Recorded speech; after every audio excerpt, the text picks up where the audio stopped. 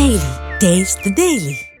ఎన్నికల హామీలు ఇవ్వడంలో పార్టీలు పోటీ పడుతున్నాయి. ఇప్పటి వరకు పలు రాష్ట్రాల్లో మహిళలకు ఫ్రీ బస్సు అమలు చేస్తున్నాయి. అక్కడ ప్రభుత్వం తమిళనాడులో అన్నా డీఎంకే అయితే ఓ అడుగు ముందుకేసింది. ఏకంగా పురుషులకు ఫ్రీ బస్ ప్రకటించింది.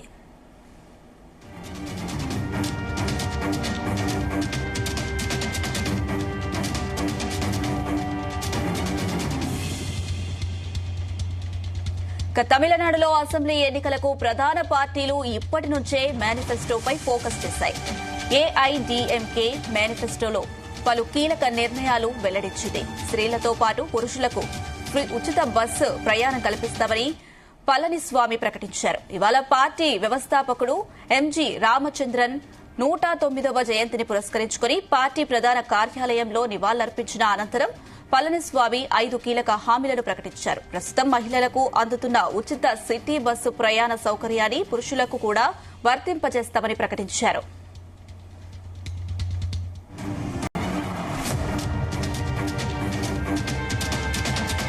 దీనివల్ల సామాన్య మధ్యతరగతి పురుషులపై ఆర్థిక భారం తగ్గుతుందని పేర్కొన్నారు.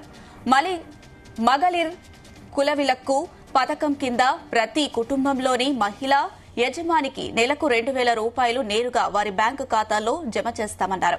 అదేవిధంగా గ్రామీణ ప్రాంతాల్లో ఇల్లు లేని వారికి ప్రభుత్వమే స్థలం ఇచ్చి కాంక్రీట్ ఇల్లు, పట్టణాలలో బహుళ అంతస్తుల అపార్ట్మెంట్లు నిర్మించి నిరుపేదలకు పంపిణీ చేస్తామన్నారు.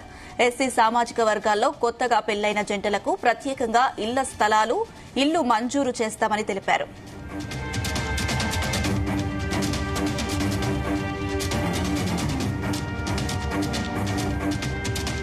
గ్రామీణ ఆర్థిక వ్యవస్థను బలోపేతం చేసేందుకు 100 రోజుల ఉపాధి హామీ పథకాన్ని 150 రోజులకు పెంచుతామని హామీ ఇచ్చారు. అమ్మ 2 వీలర్ స్కీమ్ కింద 5 లక్షల మంది మహిళలకు ద్విచక్ర వాహనాల కొనుగోళ్లపై 25,000 సబ్సిడీ అందిస్తామని వెల్లడించారు. ఇదే అంశానికి సంబంధించి మరిన్ని అప్డేట్స్ మా ప్రతినిధి నరేష్ అందిస్తారు. Yes Naresh. Thank you Anisha. తమిళనాడులో ఈ సంవత్సరంలో అయితే మాత్రం ఆగస్టు, సెప్టెంబర్ లో ఎన్నికలు కూడా రానున్నటువంటి సందర్భం అయితే ఉంది. ఇక అసెంబ్లీ ఎన్నికలు రానున్న నేపథ్యంలోనే కొన్ని పార్టీలంతా కూడా మేనిఫెస్టోలంతా కూడా రిలీజ్ చేసినటువంటి పరిస్థితి అయితే ఉంది. దానికి ఇప్పుడు ప్రధానంగా అయితే మాత్రం ఏఐడిఎంకే ఇప్పటి నుంచే దీనికి ఒక ప్రణాళికలో కూడా సిద్ధం చేస్తున్నట్టుగా కూడా తెలుస్తుంది. ఈ రోజు పార్టీ వ్యవస్థాపకుడు అయినటువంటి ఎంజీ రామచంద్రన్ 109వ జయంతి పురస్కరించుకొని ఈ రోజు ఒక మీటింగ్ కూడా ఏర్పాటు చేశారు. ఆ ఒక మీటింగ్ లో కూడా పార్టీ ప్రధాన కార్యాలయంలో నివాళులర్పించిన తర్వాత పళనిస్వామి వచ్చి కొన్ని 5 కీలకమైనటువంటి హామీలు కూడా ఇచ్చి ఒక మేనిఫెస్టోను కూడా రిలీజ్ చేసినట్టుగా కూడా తెలుస్తా ఉంది. ఇప్పుడు ఈ యొక్క 5 కీలకమైనటువంటి నిర్ణయాలు తమిళనాడులో కూడా అంతా కూడా హాట్ టాపిక్ గా కూడా మారినటువంటి పరిస్థితి అయితే ఉంది.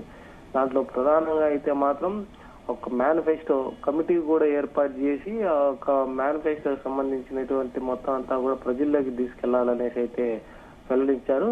ప్రస్తుతం అయితే మాత్రం మహిళలకు అందుతున్నటువంటి ఉచిత సిటీ బస్సు ప్రయాణ సౌకర్యాన్ని పురుషులకు కూడా వర్తింపజేయాలనేసి అయితే ఒక మేనిఫెస్టోలో దీన్ని తీసుకురావడం అయితే మాత్రం ఇప్పుడు ఇది ఒక హాట్ టాపిక్ గా కూడా మారింది. అసెంబ్లీ ఎన్నికలు రానున్న నేపథ్యంలో మేనిఫెస్టోలో ఇలాంటి ఇలాంటి పథకాలంతా కూడా తీసుకురావడం అనేది అయితే అసెంబ్లీ ఎలక్షన్స్ లో ఒకవైపు మహిళలనే కాకుండా పురుషులను కూడా ఆకట్టుకునే దానికి ఒక పథకాలంతా కూడా తీసుకురావడం అయితే జరిగింది. దీనివల్ల అయితే మాత్రం అంటే సిటీ బస్సుల్లో మామూలుగా ఇప్పటికే వరకు మహిళలకంతా కూడా ఆర్టీసీ బస్సుల్లో ఉచిత ప్రయాణాన్ని అయితే ఇస్తున్నారు. దాన్ని ఇప్పుడు పురుషులకు కూడా వర్తింపజేసే విధంగా ఏఐడిఎంకే పార్టీ ఈ పళనిస్వామి అయితే మాత్రం యొక్క మేనిఫెస్టోలో ఈ యొక్క పథకం ఉందనేసి అయితే చెప్పడంతో దీని ద్వారా అయితే మాత్రం సామాన్య మధ్యతరగతి పురుషుల మీద కూడా ఆర్థిక భారం కూడా తగ్గనుందనేసి అయితే మాత్రం పేర్కొన్నారు. అదే విధంగా కూడా ఒక పథకానికి సంబంధించి ప్రధానంగా ఒక పథకంలోనే ఇంకా కొన్ని మేనిఫెస్టో సంబంధించినటువంటి వాటివన్నీ కూడా రిలీజ్ చేసినట్టు కూడా తెలుస్తుంది.